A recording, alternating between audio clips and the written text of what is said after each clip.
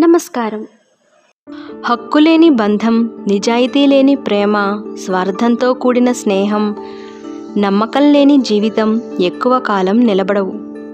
నువ్వు ఎలాంటి వాడివో నువ్వు పెంచుకున్న పరిచయాలు చెబుతాయి. నీ వ్యక్తిత్వం ఎలాంటిదో నిన్ను వదులుకోలేని పరిచయాలు చెబుతాయి. విరిగిపోయిన పాలతో చేసిన పదార్థాలకి, నలిగిపోయిన మనసుతో చేసిన ఆలోచనకి విలువ ఎక్కువ. ఇనుముని ఎవ్వరూ నాశనం చెయ్యలేరు.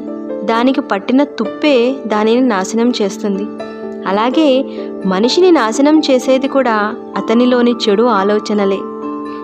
ఓడిపోయావని బాధపడకు, ఇంకొకసారి ప్రయత్నించు. నిన్ను నువ్వు నమ్ముకుని చేసే ప్రయత్నమే నీకు గెలుపునిస్తుంది. వేదం చదివితే ధర్మం తెలుస్తుంది. వైద్యం చదివితే రోగం తెలుస్తుంది.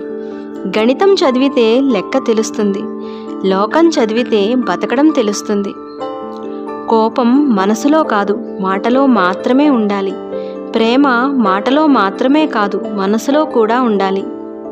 ఆకలికి అన్నం పెట్టేవారికి, ఆపదలో ఆదుకునేవారికి, అవసరమైనప్పుడు ప్రేమను పంచేవారికి, మనసారా నీ కోసం కన్నీరు కార్చేవారికి ఎప్పుడూ కృతజ్ఞతగా ఉండు.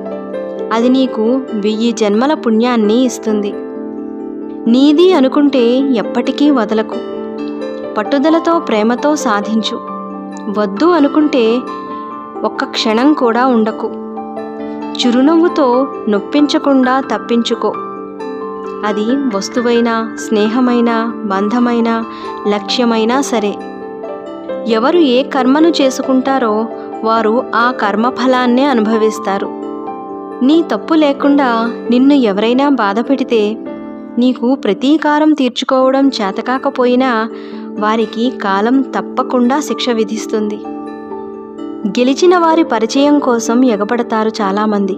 కానీ వాళ్లకు తెలిసిన వాళ్ళు విజయం సాధిస్తే మాత్రం తట్టుకోలేరు. ఎవరు నీ రాత రాసేది? ఎవరు నీ దారి మార్చేది?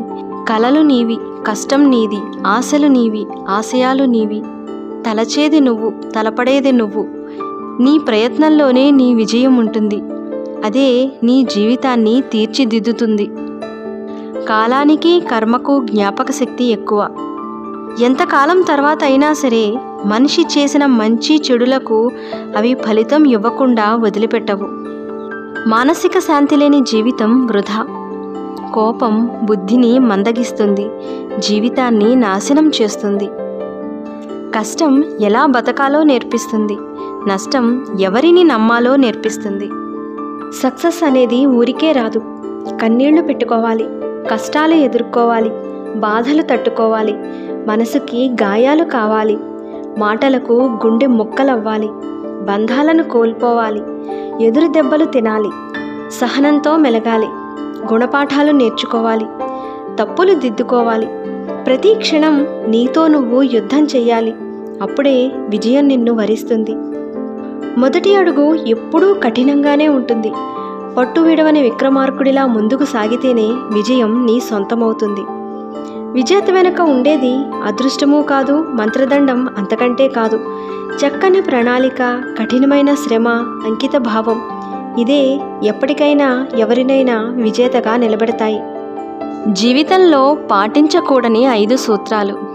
అందరి దగ్గర సహాయం కోసం చేతులు చాచడం, జీవితంలో వచ్చే మార్పులకు భయపడటం, గతం మిగిల్చిన చేదు జ్ఞాపకాల్లోనే జీవించటం, మనల్ని మనమే తక్కువ చేసి చూసుకోవటం, చిన్న విషయానికి కూడా అతిగా ఆలోచించటం. నేను చెప్పిన అంశాలు మీకు నిజమే అనిపిస్తే ట్రూ అని కామెంట్ చేయండి. మరొక మంచి అంశంతో మళ్ళీ కలుద్దాం. నమస్కారం.